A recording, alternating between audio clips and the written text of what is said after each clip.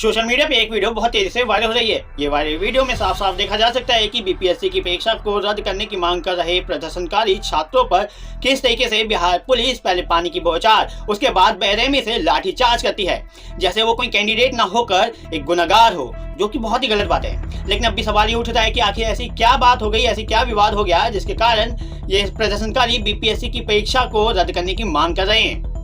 तो आपको बता दूं कि ये विवाद तब स्टार्ट हुआ जब बीपीएससी ने अपनी परीक्षा को लेकर नोटिफिकेशन जारी की, जिसके बाद ये विवाद उठा कि परीक्षा में नॉर्मलाइजेशन सिस्टम का इस्तेमाल किया जा रहा है, जिसके बाद सभी कैंडिडेट इस परीक्षा को रद्द करने की मांग करने लगे।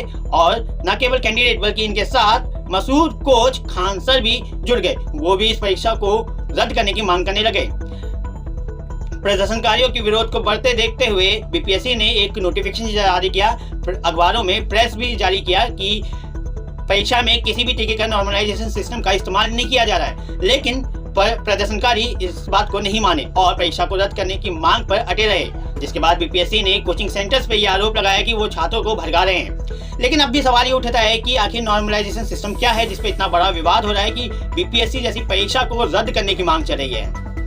तो जिसको नहीं पता, मैं आपको ये बता दूं कि अगर कोई परीक्षा एक से ज्यादा शिफ्ट में होती है और सभी शिफ्टों में क्वेश्चन पेपर भी अलग अलग होते हैं, तो वो नॉर्मलाइजेशन सिस्टम के अंदर आता है। इस सिस्टम में ये देखा जाता है कि कौन सी शिफ्ट की परीक्षा में क्वेश्चन पेपर ज्यादा मुश्किल आए थे और फिर उनको अंक भी उसी हिसाब से दिए जाते हैं। उदाहरण के तौर पे मान लीजिए कि 2 शिफ्टों में परीक्षा होनी है, जिसमें पहले शिफ्ट का जो परीक्षा दिया गया है उसमें 100 में से 95 मार्क्स आए, वही दूसरे शिफ्ट की परीक्षा में 85 मार्क्स आए।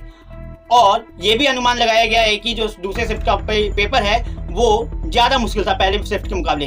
तो फिर नॉर्मलाइजेशन सिस्टम की मदद से दोनों के अंकों को 90 कर दिया जाएगा, यानी एक सामान्य कर दिया जाएगा।